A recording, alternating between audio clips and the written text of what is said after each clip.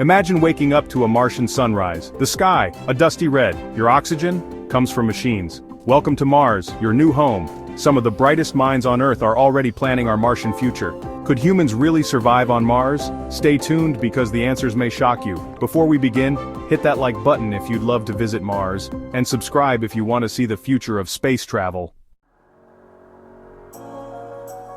Okay folks, let's get one thing straight. Mars is not your friendly neighbor. It's not some cosmic vacation spot where you can soak up the sun and work on your tan. No, Mars is trying to kill you. The air, if you can even call it that, is 95% carbon dioxide.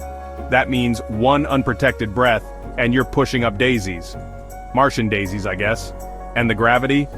Don't let the thought of being able to dunk a basketball fool you. At 38% of Earth's gravity, you'd feel lighter, sure, but over time your muscles would atrophy, your bones would weaken, and you'd be about as strong as a wet noodle. Oh, and let's not forget the real showstopper, the deadly radiation. Here on Earth we have a nice cozy magnetic field that acts like a cosmic sunscreen. Mars, not so much. Without that magnetic shield, Mars gets bombarded with cosmic rays like a cosmic shooting range.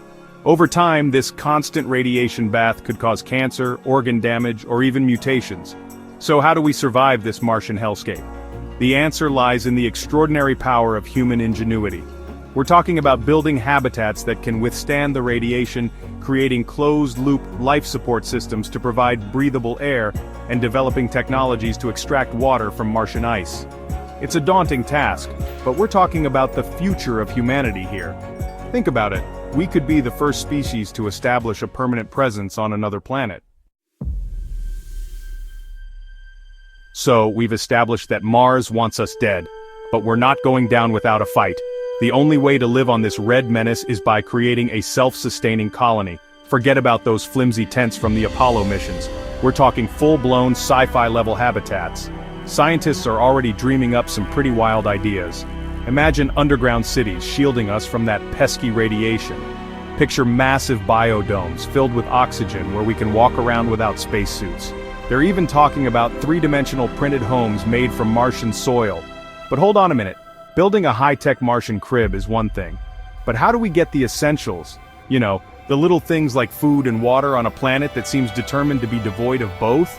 Scientists are already working on solutions. Get ready for some serious science.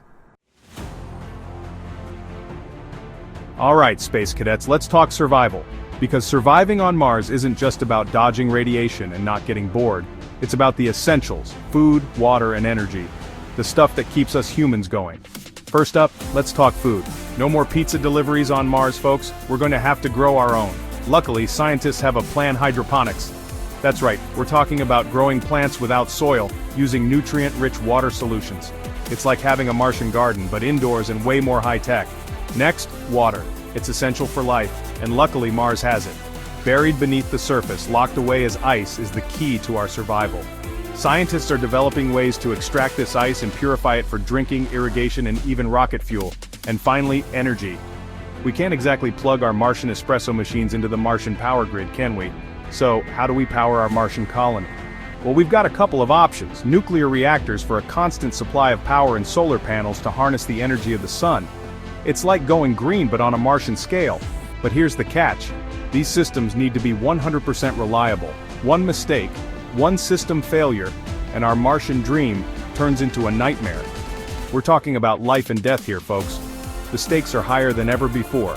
So we've got the basics covered, but surviving on Mars isn't just about the physical needs, it's also about the mental and social challenges. So we've built a shiny new colony, we're eating our space veggies and sipping on our Martian water. Everything's peachy, right? Not so fast, my friends. Because even if we manage to build the perfect Martian paradise, we still have some serious threats to deal with. First up, we've got those infamous Martian dust storms. And we're not talking about a little dust devil here. These storms can engulf the entire planet, lasting for months, blocking out the sun and covering everything in a thick layer of red dust. Talk about a bad air day. And then there are the Martian earthquakes. Yeah, you heard that right. Mars might not have tectonic plates like Earth, but it still has its fair share of seismic activity. These Marsquakes can be pretty intense, potentially damaging our habitats and putting our lives at risk. But the biggest threat of all might not be something physical. It might be something far more insidious, something that eats away at you slowly but surely, the psychological toll of isolation.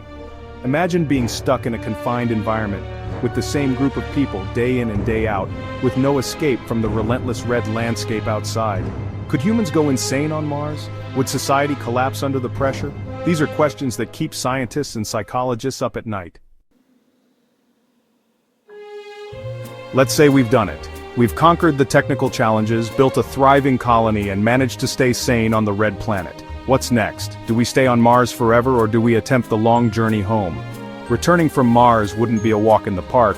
It would be a complex and dangerous undertaking, requiring immense resources and a whole lot of luck. The journey back would be long and arduous, with the constant threat of radiation exposure, equipment failure, and psychological stress. And let's not forget the challenges of readjusting to life on Earth after spending years in Martian gravity. Would your body ever feel the same? Would you be able to handle Earth's gravity, atmosphere, and teeming life after experiencing the stark beauty and isolation of Mars? But even if we could overcome the technical and physical challenges of returning, there's another question to consider. Would we even want to? Think about it. You've spent years on Mars, helping to build a new society, a new home for humanity. You've seen incredible things, faced incredible challenges, and formed bonds with your fellow Martians that are stronger than steel. Would you really want to leave all that behind and return to a planet that might feel more alien than Mars itself? The decision to stay or return would be a deeply personal one, influenced by a multitude of factors: family ties, a sense of duty, nostalgia for Earth, or the allure of being a pioneer on a new world.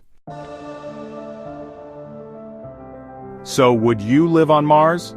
Would you leave behind everything you know and everyone you love for a one-way ticket to the red planet? Let us know in the comments below. And if you love space, don't forget to like, subscribe, and turn on notifications for more mind-blowing videos. We're talking black holes, alien life, the Big Bang, and everything in between. So buckle up, space cadets, because it's going to be one heck of a ride.